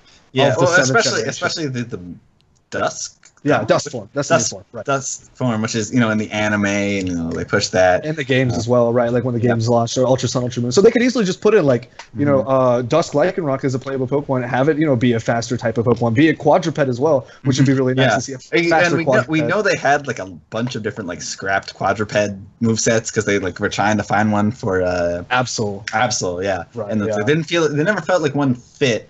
And my suspicion is because like they felt like too savage for Absol, because like for like you already have a lot of like kicks and more like graceful movesets for like Suicune. Yeah. Right, so like a lot of moves that would be left and unique were sort of like more like slashes and like claws and whatnot, and like fighting, and that sort of definitely fits with like a Lycanroc, his whole like theme of being like a savage wolf kind of thing. So that's another thing that kind of plays into like everything comes together, like everything makes sense, marketing, type, generation, all that. So I mean, there's a lot of cool things, a lot of different options. I've obviously seen a ton of oddball answers. I've seen a lot of outcry for Aggron and Electivire. People like their own thing. The one thing I have, Bisharp, all that stuff. Gen 4 just has too many Pokemon in the game right now. It does. Yeah, I think Gen 1 and 4 definitely need to be put to rest for a while. There's like plenty of like great potential characters from those gens, but there's just too many. There's already too many. Yeah, like give 2 some more love. Give 5 some more love. 5, 7, 6. I mean 6. Six only has 2 right now. I think 2 also only has 2. So they're still definitely pretty high on the priority list on what new mons we could be seeing. I mean, we could have like, I don't think we'll be seeing another slow, bulky kind of power character yet so soon after Blastoise. So I think that could like kind of safely rule out like Tyranitar or Aggron or something like that. But I mean, we could definitely see another standard character. I don't think that's out of the question. And neither is technical. I think it's just like right now. I think just power is kind of out of it because we just got Blastoise. Yeah, but like I mean, there is no distinct pattern yet. So we're still grasping at straws. There's still a lot of possibilities. Yeah. What do you think, McDareth? I just keep thinking about this like big thing for me in Pokemon that I really enjoy is like the types of like moves that armor something. This is invincible to this. The crush is like that stuff that like rewards you for taking the time to really figure out how a character works and like build on it. So even beyond just the next character, I just keep thinking like I really want them to push that more. I feel like a bit, like in playing Tekken, like high crush, mid crush, low crush, all that stuff is so important in Tekken. Even like low parry, stuff like that. But in Pokken, it's just like okay, this character can do this, and this character can do this, and then like, they didn't really. It's pretty important. Like depending on the character, like Mewtwo's generally have to deal with that like high low. Mix up and I think like some characters like this is the really thing that brought it home because I recently just like went through all Blastoise stuff. So you're like, okay, what characters can I low stance against? And the amount of characters like this move is just a mid for no reason. Yeah, it's like like low mids or like low highs, like or mid highs. I mean, and it's like they're not. Yeah, that's definitely a mechanic that I feel like is a little underused. Definitely could be expanded on. But, there's a lot of options they got. They got a pretty flexible engine and flexible design ideas. They've done so much uniqueness, and I mean, I hope they're not creatively drained. I mean, no, I don't believe so. They've been pushing this. They've been pushing, as I said before, the characters like getting crazier and crazier stuff and just doing all these nutty things with them. I just want to, I guess, sort of move on because we've been talking about this for a little bit now. Yeah, sounds good. So let's just. sort of, I think this will probably be like the last real topic is sort of the upcoming events, right? Oh yes. So Pokken once again, a lot of great stuff on the horizon. So what we're looking at first? Oh, we're looking at Battle of Castelia. Well, no, not even that. Oh, first, Cavo 2018. How could I forget? X Team Stick or TSB, right? It's literally this weekend. In 3 days, it starts. Like it just flew over everyone's head. Like it's not even on the outline, which is why I forgot about it again. Yeah, no, I just like looked. I have it on my tabs here, and I was like, oh yeah, that's a thing. Like we literally we were talking about earlier before the stream started with H2. We were talking about that some players, some NA players are going to go into Japan again. I was like, oh, is that for Cavo? And I was like, when is Cavo? Looked it up. Literally this weekend. Crazy. Tons of games there. You got, Pokken and like Smashes and like all these other fighting games, Guilty Gear. It's just awesome to see all these communities in Japan coming together. And that's going to be utterly nuts. That's always a lot of fun. I don't actually know who's going to that because, they just had Chicago this weekend. But it probably will be a lot of fun. It will be on Twitch at least. I think there probably will be an English stream, I'd imagine. Will it end up being like Anime Illuminati again, you think? Probably. I think I imagine it'll be Anime Illuminati. They're making it out again, yeah. Though there was, I remember like last Cabo, it wasn't Anime Illuminati, I think. It was Team Spooky. No, it wasn't Team Spooky. That might have been... But there was... No. No, not for Cavo. No, who streamed Evo Japan English? Oh, Evo Japan was Illuminati. Okay. Anime Illuminati. Yeah. But but I imagine there'll be an English stream, or at least English commentators at some point, because they like to have that. They like to bring that community in, let them see this awesome event. And but then after that, we have Battle for Castelia.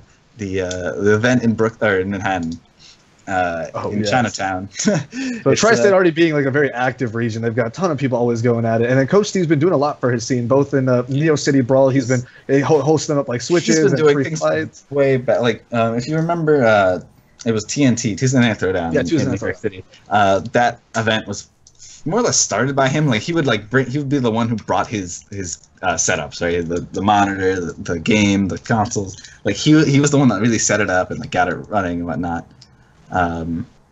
What? Oh, okay, sorry, I was just looking to check.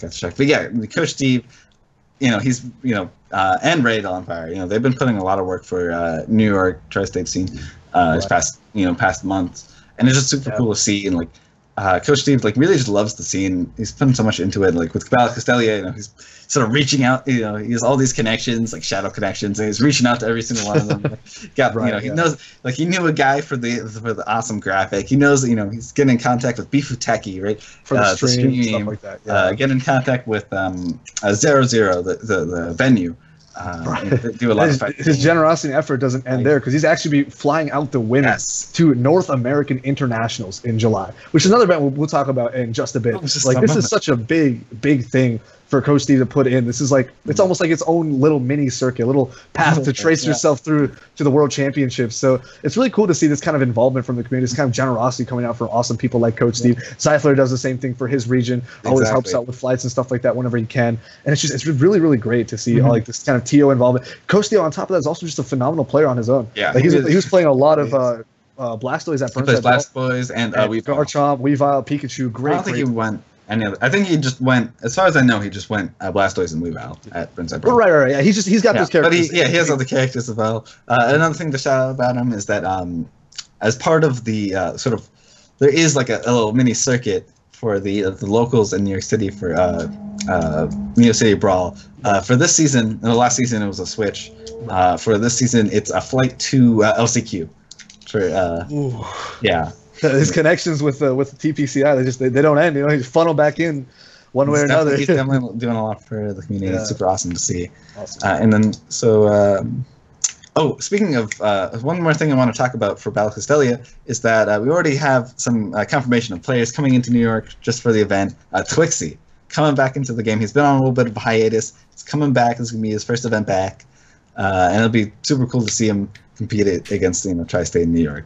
So I'm super hyped for that. And then after that, following is DreamHack Austin.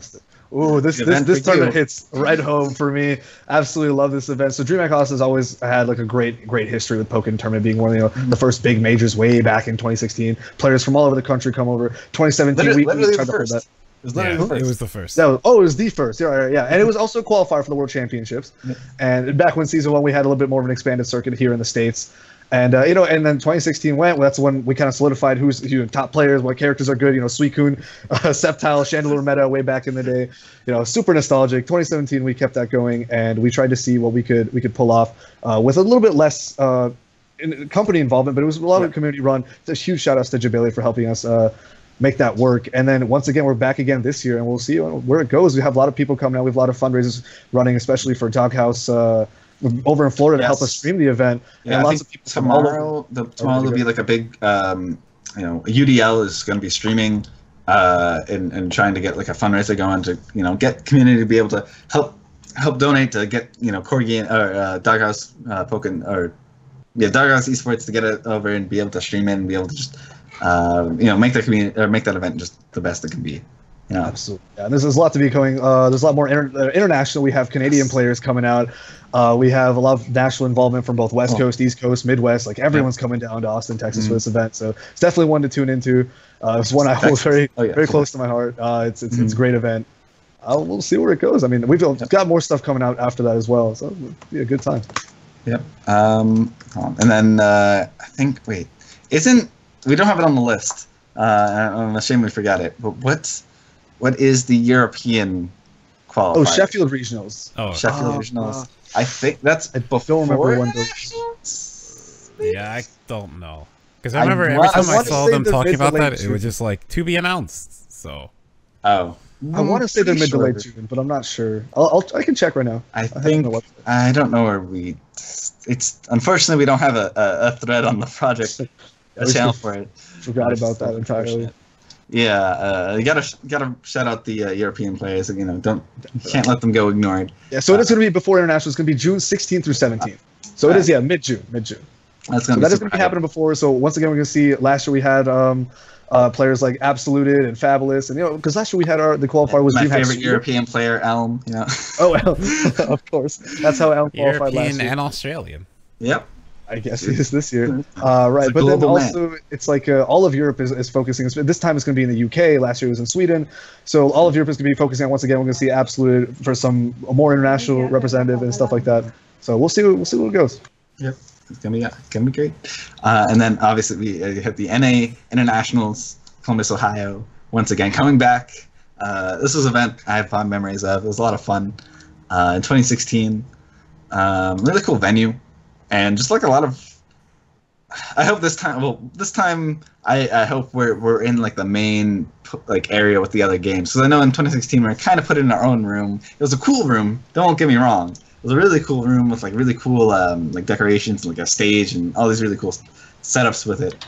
But it'd really be nice to be in the main Pokemon area, and just be with the rest of the community, showing our hype and excitement and passion for the game.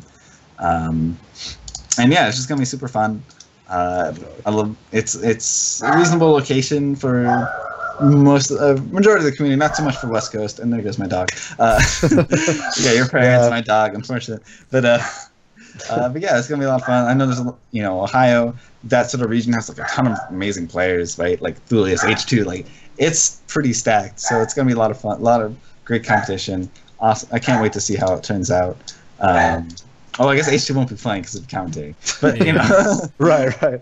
Going from that, we have Defend the North, which has been consistently a community kind of run event that we've been doing since 2016 up in the, once again, East Coast, like northeastern tri-state-ish area.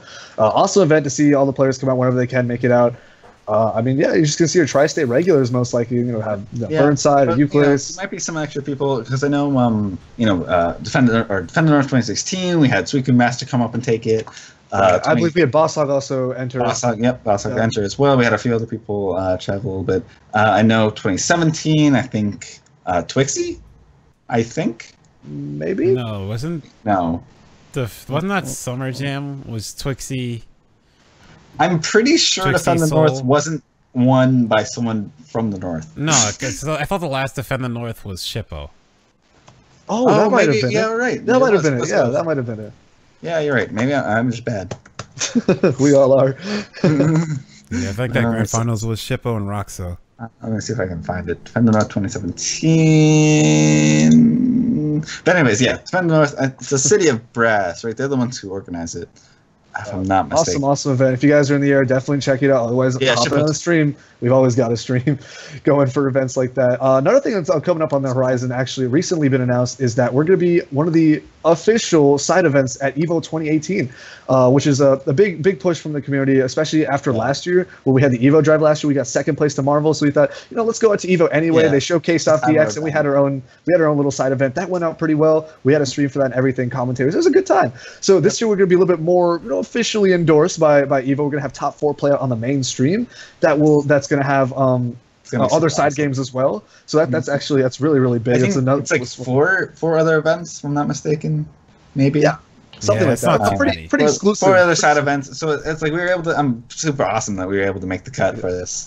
Right. So once again, it's like that whole West Coast, Midwest, like in the western side of Midwest, like they all work really hard to make this work. And of course, EVO is like an international thing. Everyone travels from all across the world. I know that, Japan actually might be thinking about going now. I know that like they were spreading around the Alistair tweet. Like that gained like a lot of traction and like a lot of discussion in on their Twitter community. If you love fighting games, then EVO is most definitely worth a trip. So even if you're not like super into Pokken, but you just love the ideas of fighting games, you love fighting games while getting the experience, EVO is definitely a great trip. But now we've got Pokken there, so definitely check it out if you do end up going. Yep. And then I guess sort of finally the main event, is World Championships 2018. This will be taking place August 24th to 25th, depending on if you're doing LCQ or not. LCQ is gonna be on the 24th. This is gonna take place in Nashville, Tennessee. This is the big one. This is where everyone's gunning for. America is still up in the air because we've seen internationals hasn't happened yet. Europe is also still in the air. LCQ is definitely going to be an event to watch out for because the amount of competition there is going to be a bloodbath. Yeah, absolutely. We thought last year was insane, but this year it's just going to get immensely worse in that regard. It's going to be crazy. Absolutely amazing to I want them just to do more qualifiers. Sorry to let me just go back a little bit. Oh yeah, sure. Literally. Kavo just showed their stream schedule. Just posted on Twitter. Let's see. Pokken will be... there is an English stream. It's Anime Illuminati. Okay. Yep. Nice. Pokken will have its finals on Saturday. So okay, cool. That's good to hear. They'll have the whole thing on Saturday, actually. So yeah, it's going to be awesome. Sorry, I just wanted to... That literally just came up on my Twitter feed. I was like, oh, okay, cool. No problem. No problem. But yeah. So I really want more qualifiers. It's like I feel like they're not gonna do it, but it's like at this point, how can we have one qualifier that's top 4? And it's like we talked before. It's like the issue with only one qualifier is multiple. So Japan's way is better, even though one of them is a 2v2 tournament. It's better because if you have an off day, you're not just done. You have other chances to qualify. But everywhere else, you get one, and it's like Japan could just decide to show up and try and take it. And then your slots are gone, or you could have you could just be bad that week. Your slots are gone. It's like right. Yeah, in Japan's case, it's kind of like you have multiple chances to go for it, but when you in that groove, you got to play perfectly. Like it's only first place that qualifies. Yep. So there's still a bit of a balance there, but generally it seems it's more favorable to have more qualifiers. It's more opportunities for community engagement, more opportunities to just go out and experience events and have TPCi, or TPC in this case, not international, support events. And it's just overall a good time. So more qualifiers akin to Season 1 would definitely be great. But even then, just the amount of support we're getting now is very, very much appreciated with the DLC from Bandai Namco, patches from Bandai Namco, and then funding from the Pokemon Company, events from the Pokemon Company. Everything's still going pretty smoothly. Community is standing up on its own as well. So we've definitely got a bright future to look forward to. Absolutely. And I think that's really getting through all the topics. I think. Thank you all for watching. It's definitely a meaty stream today. Once again, shout outs to H2 for being able to stop by. Unfortunately, wasn't able to stick with us the whole time, but whatever little time we did have with him was very, very much appreciated. Gave some awesome insight to what it's like being a commentator for the Pokemon Company and not for the Pokemon Company, and just what it's like to be a commentator, what we're looking out for and things like that. So it was awesome to have him. It was a great time for me to be on here as well. First time. Yes. Thank you so much for being able to do this last minute. Thank you for joining. No problem. Been a great, You've been great on the stream. Absolutely great. It's been an awesome time hanging out with you too, and just talking about the game that we all love. It's just a great time. So we'll go around. Let me just just talk start about with Mins. what's happening with us. For me, I am super inconsistent with streaming. I lie about it a lot. I know that. Maybe I'll be able to get to do it this week, this weekend, I should say. But we'll try. I'll try my best. All right. I probably won't be able to go to really locals until for the next week. I'll be able to go for in 2 weeks, the one right before at Battle for Castelia, and then I'll be definitely going to that. Hopefully, maybe I'll be able to commentate. Yeah, thank you. Hopefully, I'll be able to commentate that as well. I hope so. I love commentating. And then I'm trying to go to nationals. I haven't gotten a flight yet. I haven't really figured that out. But I do have for rooming. I pretty much know where I'll be rooming. I'll be with kicking it with Coach Steve again because in 2016 it was me, Coach Steve, and NYC Fab, the Tekken player. Yeah. And so that was a great time. We already had dinner plan, more or less dinner plans of where we're gonna go because there was a great restaurant we went to that had just such amazing burgers and shakes. So yeah, it's I'm hoping I can end up going to that one too. It's gonna be a lot of fun. But that's me. Find me on Mins Pokken, Mins __ on Twitch, and yeah. That's me. So what about you, Combo? What's your upcoming? My plans. So I'm getting entirely bodied by school right now, as I have been for the past 2 years. But in between, obviously, school years, summer, I was definitely a big stream monster on summertime. And whenever I do get breaks, I try to stream. I streamed just a couple days ago for Doghouse to help raise funds for that because I definitely want DreamHack Austin to be the best event it can be. I obviously will be definitely at DreamHack Austin. You will most definitely see me there. Last year I was able to get commentary, both pools 1 and 2 and top 8. So maybe I'll be able to get that again this year. Hoping for the best. Based Fumu, please help me out here. And hopefully I'll be hoping for more streams. Hopefully in summer, we'll see. I don't know. I've got a lot of stuff coming up for me. I look at colleges and all that. Life hits everybody. I mean, you can catch me pretty much everywhere under Combo FGC. I'm always on Discord. You can catch me on Twitter. I'll be streaming at Rivers and Streams whenever I do stream. Not very often now, but in summer I'll definitely be pushing out a whole lot more. And those are my plans in the immediate future. Awesome. And now to you, McDareth. I'll say first, H2, you can follow him on Twitter to H2, who are you? I'll give him a shout out. And then for me, for terms of Pokken, looking forward to a Battle for Castelia, trying to make it out to that. Oh, you're actually going to try and come out for that? That's awesome. Yeah, that'll be my second event in New York, which my first event in New York was my first Pokken event ever. Oh, nice. Which event? This one Apex? Played. No, that's New Jersey. Dang, I don't know my geography. Yeah, you're right. NEC? No, it wasn't NEC. No, that's Philly, right? Wait, which one did you get? It was NEC is... It was a local. It was a local. Oh, yeah. Yeah, I remember. So I drove out there with Catfight, but I played round 2. We played immediately. It's that's the struggle. Yep. Yeah. For an hitboxer, yeah. No, it wasn't HBA. Was it not? No. What event? What local? I don't know what it was called. What local? It was in an alleyway in New York. You go into it and go down. I think that local's closed now. It was in a basement of an area with terrible cell service. Was it? I don't remember. I feel like I remember. Oh my god, I remember this event. Yeah. I can't think of it. Jones' event. Yeah, it was in. I don't remember. It was seen as almost like a parallel. Nebulous. Yeah, that's what Nebulous. Yeah, they don't exist anymore. But yeah, I remember that. Oh my god, I completely forgot that existed. Blast from the past. Yeah, oh my god. Yeah. Go to Battle for Castelia. I want to go to more events, but like I say, it's I live in South Jersey, and it's when I say South Jersey, people think South Jersey, it's an hour. No. People who live in South Jersey are an hour from me. I'm at near the very bottom of New Jersey. So to travel to an event that's I wanted to go to Burnside Brawl, but then I look at it, it's 3 hours there, and it'll be 3 hours back. It's I don't know if I want to do that on one trip, so I just didn't go. So it's just it's that, and the HBA stuff is also 3 hours for me, so it's just not super convenient. But I want to try Battle Castelia. I think I should be able to make that. So that I'm also trying for DreamHack Austin. So I was trying to plan out that trip. Love to see you there, man. That'd be awesome. And otherwise, with stream stuff, I'm 2 weeks doing a crew battle for subs and Smash. That should be fun. Because I do a lot of random Smash crew battles that are for Discord, so it's team. Like you have to be the same casual. This one you just pick whoever. That's cool. So that should be a lot of fun. Something I've been looking to do for a while. Besides that, you can follow me on Twitch, Twitter, and YouTube. It's all just McDareth. And hope you guys enjoyed this Ferrum Heights. Thank you all for watching. See ya. Yeah.